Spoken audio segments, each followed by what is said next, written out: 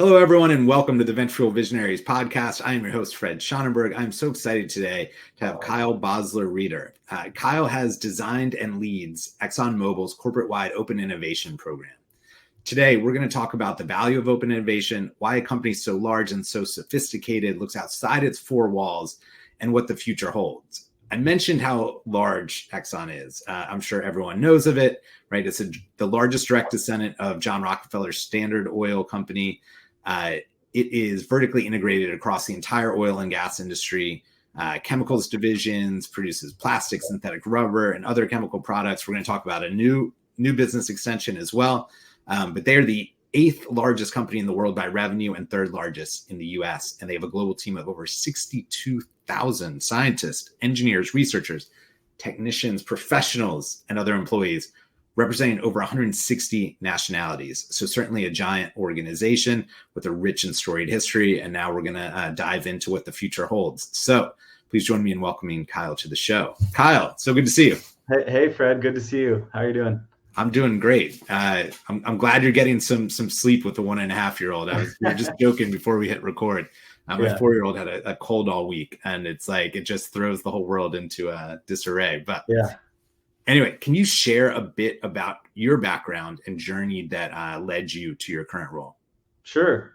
Yeah, so I started in the company as an exploration geophysicist, which is a fancy way of saying that I helped geologists make images and 3D models of the Earth. And that largely is for our upstream business. So I tell people I was at the front of the upstream, where you're actually finding oil, you're making images of it, you're figuring out where to drill. And in that role, I spanned a lot of different assets, Mozambique, Guyana, Brazil. I worked on imaging, machine learning, which everybody now calls AI, did some research there. And what happened is I was put into this innovation accelerator program, and in that program, they were looking for new ideas, new concepts. And what happened is I really became obsessed with innovation. I started reading some books on it, going to my manager with suggestions on different ways we could pursue innovation in the research organization, how we could risk our research, for instance, all sorts of different things. And I think what happens when you start to show that you're very interested in something, they start to say, what are we going to do with all this passion and energy? Yeah. And what happened is there was an opportunity that came. Our company, we were looking for ways to increase the amount of open innovation in the company. And the story, as I'm told, is somebody said, hey, we have this new assignment. How about this guy? Maybe he can do it. And I got to tell you, when they asked me to get started, I had no idea what I was up against. I had no idea really what I was doing. I just knew that I had this innate interest in how can we work externally? How can we leverage externally? What are the different models? And so that's how I got started in open innovation. Simply, it started with an assignment, and then I had some basic questions. What are the types of things we do that should go outside? If you go outside, what are the right ways to do that? Is it a vendor, a lab, et cetera? Crowdsourcing, which we could talk more about. And then after that, how do you actually execute that effectively? So that's how I got started. I got started 2.5 years ago on this journey. And about 5 months in, they said, hey, why don't you do this for the whole company instead of just the upstream? And that was a whole nother set of learnings. Tell me more about what we do in the chemical departments, the lubes, all these other departments. So that's how I got started on my journey. And here I am. Now I'm managing this global open innovation program. It's so cool. And I think there's probably some great advantages to you coming in without a long history in innovation, right? To kind of come in with that intellectual curiosity and passion for it and say, oh, how should we do this? What's the best way, rather than like, oh, here's the way we've done it for decades. Mm-hmm. Mm-hmm. I started just by talking to folks. I said, tell me about experiences you've had working externally. What works? What doesn't work? And you're right. I think there was a lot of bias, if you will, from past experiences. And I had to kind of sift through those. I think with my business background, my research background, I treated this as any other research program. And fortunately, I was given the space to really work in that way, to sort of build it with a stable foundation. I love it. So why don't we start with why open innovation, right? A company as large as you all, with all the resources and sophisticated 62,000 employees, why look outside those four walls? Well, I'll tell you, I was shocked when I started asking people outside of ExxonMobil to tell me more about open innovation. And I had these, I would call them world experts on open innovation. 2 times this happened. They said, why do you need open innovation? You're ExxonMobil. Don't you have everything there?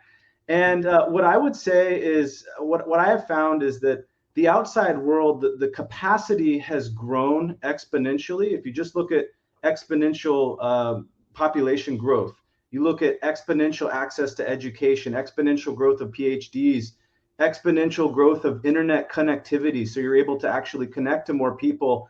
And then just some of the raw numbers, like there's over 1 billion freelancers working out there. There's 300 million new startup companies coming every year. It's a massive resource and a massive opportunity. So even a place this big, there is a lot of opportunity that's out there if we're open to it, if we explore for it, we look for it. And then I would also say, again, coming in cold on open innovation, I didn't restrict ourselves to only working externally. I said, hey, if you're in the upstream over here, you're an imaging department. Did you know that there's an imaging department over at our refineries and they're imaging through pipes instead of through the earth? Well, making some of those kind of, I call them nonlinear connections, that can also be a big part of open innovation in a place this big. Yeah, I love that. It's often that, right? Like it's an adjacent industry that's doing something and they're not looking at the problem the same way you are, but they have the solution that would work for your problem. Absolutely. It's often just about, not necessarily breaking down silos, but just making people aware of what the true challenge is rather than like what the organization calls it. So what do you think, now that you've kind of spent some time doing this, what is that value / impact of outside in innovation? Well, I like to think of a few different categories, if you will. The first one would be if we're getting into a new to ExxonMobil area, if we're exploring like a new business venture, there's a new idea that we want to do some research in. Maybe there's some technical problems that we need to overcome. I think that's a really great place to get some new ideas, help get you, some perspective, what's out there, who are the players that are out there. You can have some conversations, you can get out there and be open with what you're trying to do and really help get a good foundation. The second one is about acceleration. And, folks like yourselves at Venture Fuel, I think finding a startup company that might have, even if it's just a 50% solution, but if we can find that 50% solution and develop a partnership, I think you can really shorten the time frame on research activities. You can drop it by half or more. And then the third one, which is my favorite one, is a really stubborn, nasty problem. Yeah. I'll never forget this team I was working with. We're defining the problem. I always like to learn more about what have you done in the past? What have you tried? And they said, Kyle, we've been trying to solve this for 80 years. And I'll never forget that quote. And we actually took that problem outside. We were able to find some fresh ideas. So just a really stubborn problem. We have a research group. We have internal people finding those new things that we can look at and test. Open innovation, I think, is one of the best tools there is for that. It's so interesting too, right? Like 80 years of looking at the same problem. Yeah. Sometimes it's good to take a step back and be like, let's let somebody else look at it who doesn't have any of our experience, right? Or has a totally different vantage point. Let's flip the coin around, look at it from every single angle, and then regroup. And like, worst case, right? We have different perspectives on how to solve the problem. I love that. So would you, like, if I had to sum that up, it's almost like there's the exploration piece, there's acceleration, and then there's the stubborn problem. I think it's fair. Yeah, I think those are the three. If I had to put words on them, I think that's fair. Yeah. And so can you tell us a little bit about how you would work with the outside world, whether that's startups or new technologies? Like, what is your process and what's kind of unique about it? Yeah. Well, if I go back to my 3 buckets, I would say, if we're looking for getting perspective in a new area, that's just the standard kind of expert interview model. You get a hold of people. You can do it in a workshop setting with multiple people. You do it one-on-one. If it's about the sort of acceleration, again, partners like Venture Fuel, these kind of places where you can go and you define the problem. What am I looking for? What have I tried in the past? What are the specs that I need? And then you blast it out there broadly. You use someone else to kind of help you manage that, because I don't want to send out 1,000 of these things. I don't want to have Q&A with 200 places. So having an external partner to help us navigate that. And then the last one around the new ideas, I think the kind of these global crowdsourcing platforms, that's the way to go. Again, having that third party to help you. I could host a website and put a prize on there and manage all this stuff and the payments and solver verification. It's just a lot easier and cleaner to leverage a third party. When it comes to specifically kind of finding like a startup opportunity, what I would say, we often like to be in the what I call the venture clienting role. The venture clienting role, where basically it's a problem we have. We want to come in, we want to be a partner. We have technical guidance. We know the problem very well. We also have the ability to do broad, testing, piloting at our facilities. That's a huge advantage we bring. And then the biggest advantage is we can be a really big customer, right? So it's kind of like, hey, you have your first customer. They're willing to help you to help design the product. They're willing to help you pilot the product. That seems like a really no regrets situation to be in if you were a small startup company. How do you, I love everything you just said. One of the things that I'm in my mind, I'm thinking about it. I'm a founder.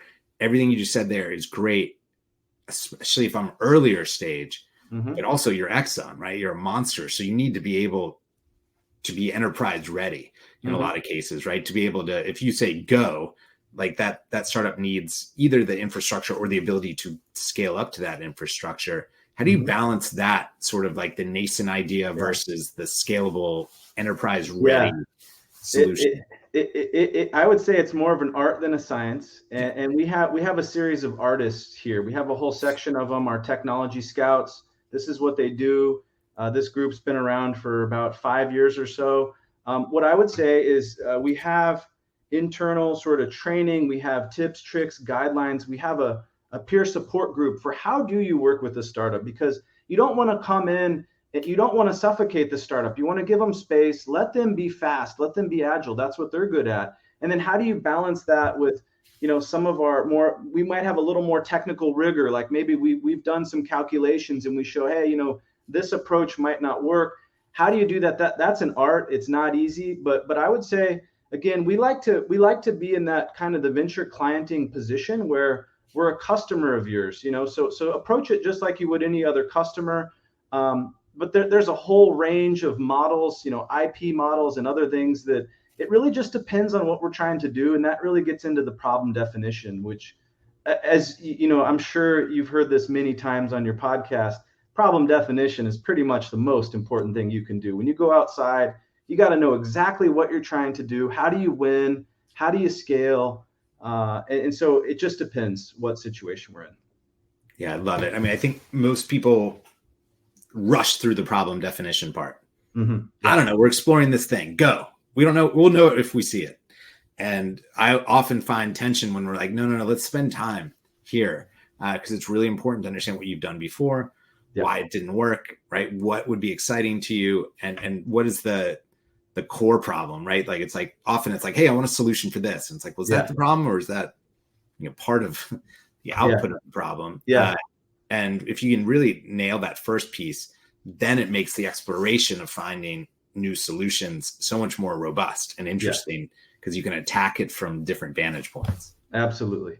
Yep. How do you, one of the things that I often am asked, and I ask back to a lot of people, is like, is the juice worth the squeeze? How do you move from startup tourism, idea tourism, we just want to see cool stuff, to tangible impact? How do you make that transition from a nice to have to an actual business value impact outcome? Yeah. Well, I would say let me answer a couple ways. So if we go back to problem definition, you already said it, but just making sure, let's be clear on what exactly are we trying to do? How much time do we have? How many people do we have? Do we want ideas, or do we really need something off the shelf? What about IP models, et cetera? Really getting all that defined is really key. Having a sort of a business sponsor pretty early.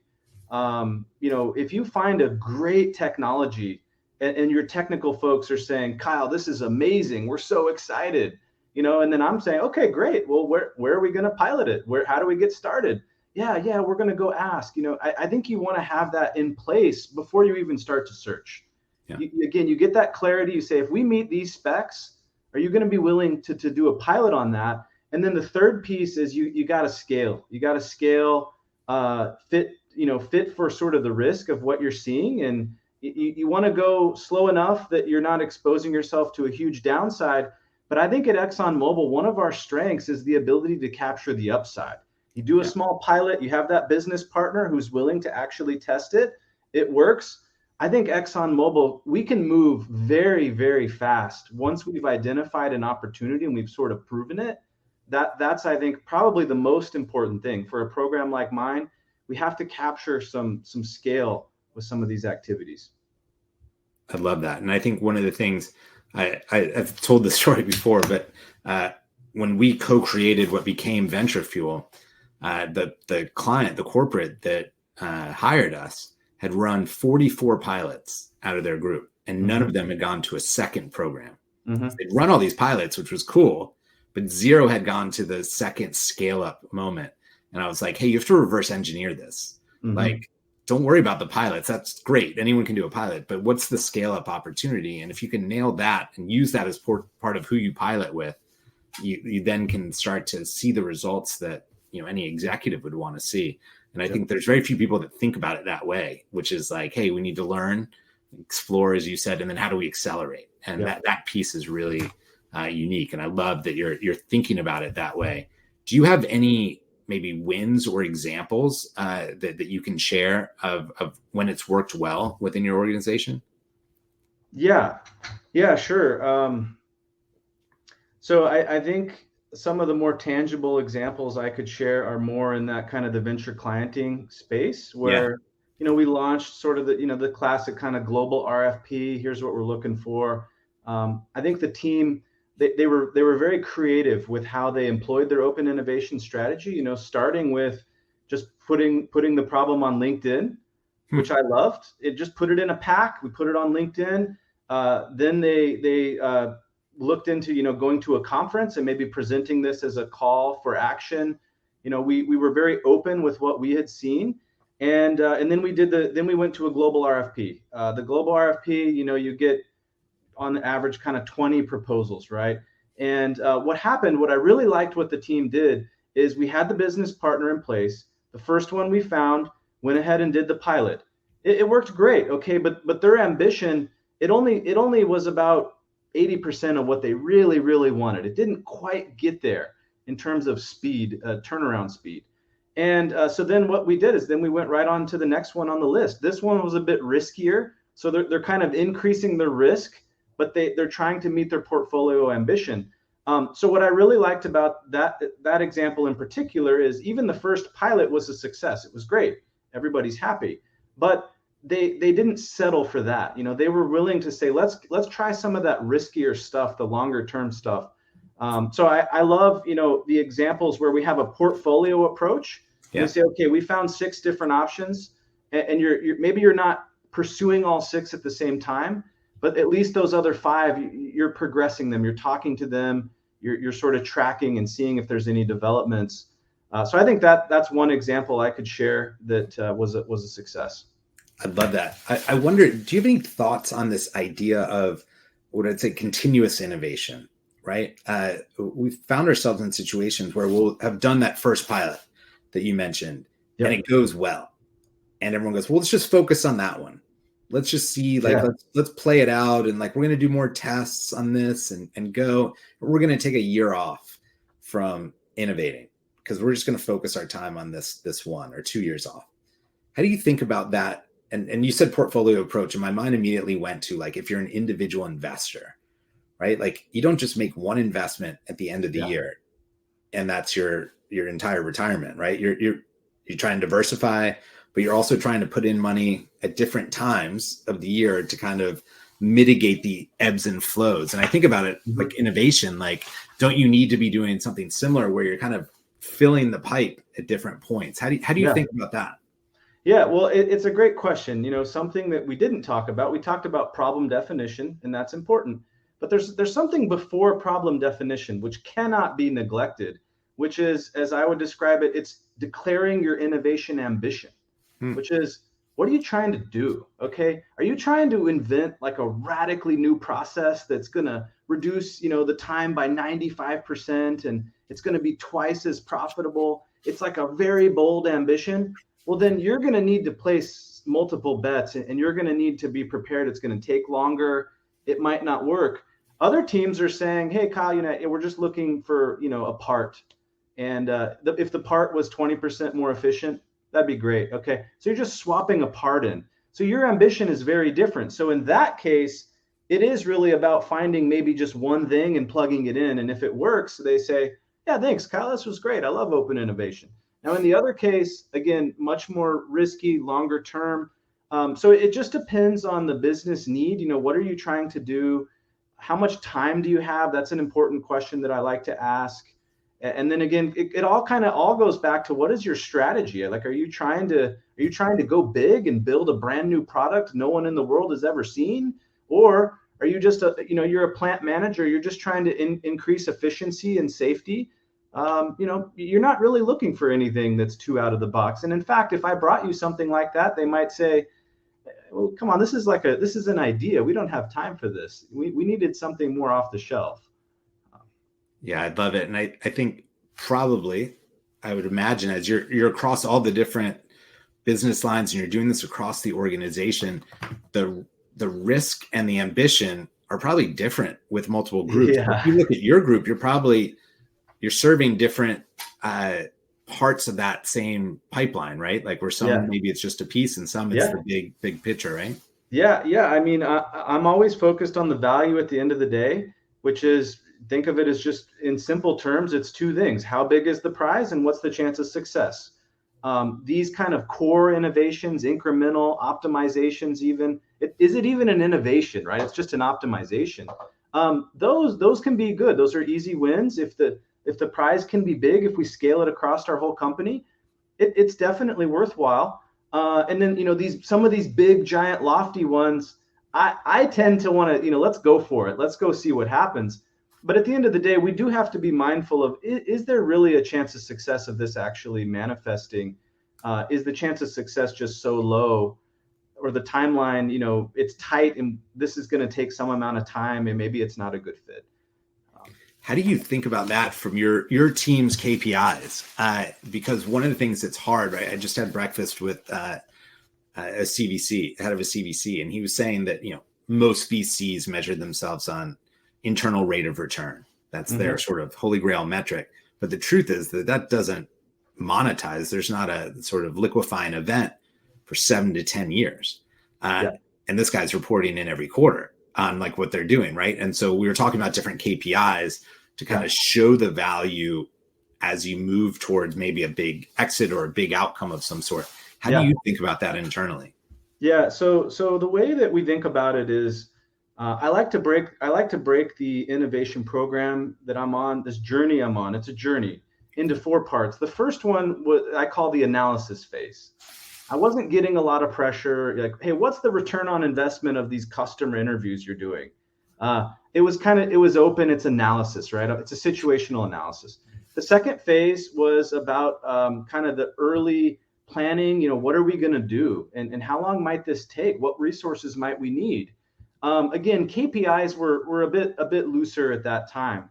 Right now, I tell people I'm in the execution phase. I'm in the 3rd phase of this program. The KPIs are largely around, what am I doing? How many challenges am I scoping? How many are we doing? How long does it take? How many are falling through the cracks? How many identify existing internal solutions? That's a pretty interesting metric for a place like that big. And it turns out it's actually over half, which could be shocking, but that's what I'm seeing. So right now the metrics, they're evolving. There's absolutely a question around the value. And so I am getting asked to track, is some of these programs, they're delivering value. We're doing a pilot, it's successful, we save some money. Value is starting to come into play, but I've made the case that until we get into the optimization phase, which is, we're not there yet, At that time, we'll kind of know the success rate. We'll know where this works, where it doesn't work. We'll know how big to make the program, and we'll start to get an idea on sort of the return on investments for different types of problems. But we're not really there. It wouldn't be fair to say, hey, Kyle, what's the return on investment of your program?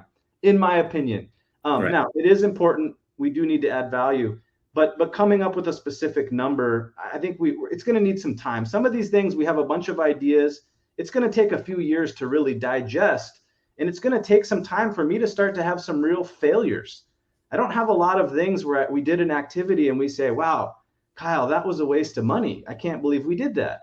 I don't have a lot of that, right? But I think over the next few years, we're going to have some failures. We're going to have some things where we just didn't find anything that went anywhere, and that's okay. But until I have those failures, it would be hard for me to speak about, how big should the program be? How many of these should we doing, et cetera? So that gets us into the optimization phase. Yeah, I love that. I think it's a really smart way to think about it. And what's interesting is sometimes those failures are going to be the most value that you get, right? Learning where not to go or why not to go a certain direction can be as valuable. It's a good point. One question I had is we talked about some of the different business units historically at Exxon. And I know that not really that recently, but there's somewhat of a new business line right around low carbon solutions. Kind of going beyond the oil and gas and chemical divisions. Can you share a little bit more about that and maybe the role that open innovation is playing there?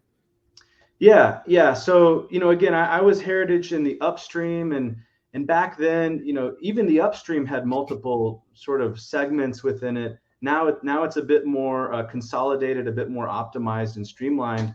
And then we had what I would have said was our downstream, and we had our chemicals. That was my understanding as an upstreamer. That's evolved over time. Now we have the upstream, we have our product solutions, which is sort of all those heritage things, fuels, lubes, plastics, et cetera. And then we have what's called our low carbon solutions business, as you pointed out.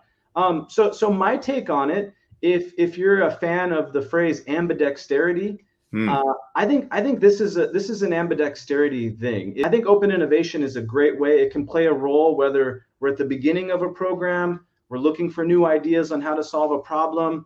We launched a crowdsourcing challenge, for instance. If you look at like biofuels, different types of alternative fuels, we said, let's do a crowdsourcing challenge around ways to turn CO2 into methanol. So that was a very interesting use of a crowdsourcing platform. Some of the other things we're doing, we're basically just looking for off-the-shelf vendor products. Well, again, we can launch like a global RFP. We can find more optionality. If you're looking to expand the options, make sure that we're not putting all our eggs in the wrong basket, if you will. Yeah. And then those conversations, the customer interviews, getting out there, having these nonlinear interactions, I think that's going to play a very important role in that business. I love it. Kyle, what are you most excited about? Is there a new technology or is there a new challenge or anything that's got you like really like juiced up? Yeah.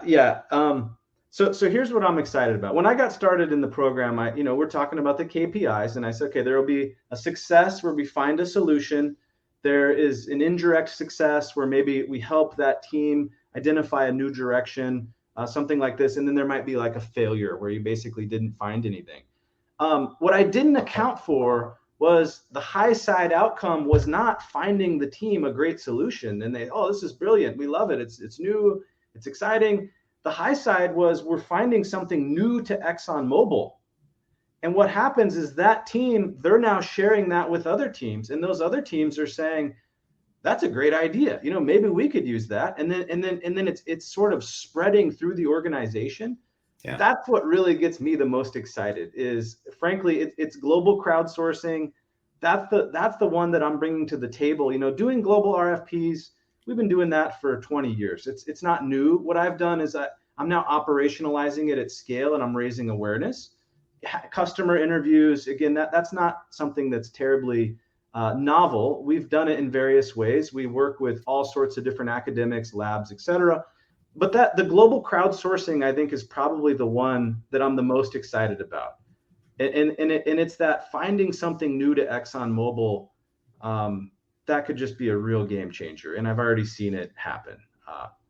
Very exciting.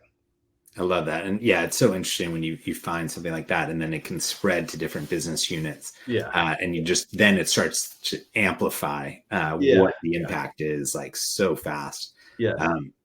Where can people go to learn more about you and the program itself? Yeah.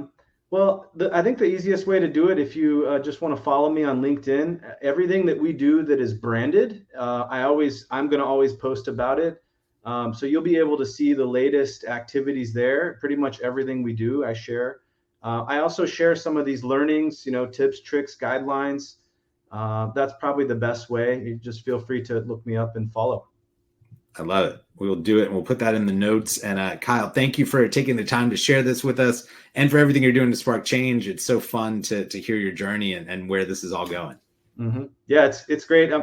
I'm thrilled that they have somebody doing this as full-time assignment with some resources behind it. We've been doing open innovation for many years, but I think this time we're taking a little differently perspective. We're going to roll this out across the whole company. Everyone has access to it. Everyone is being made aware of it. So that scale, I think, really sets this program apart. Yeah, that's really exciting. Well, thank you very much, and we wish you the best of luck with everything. Thank you.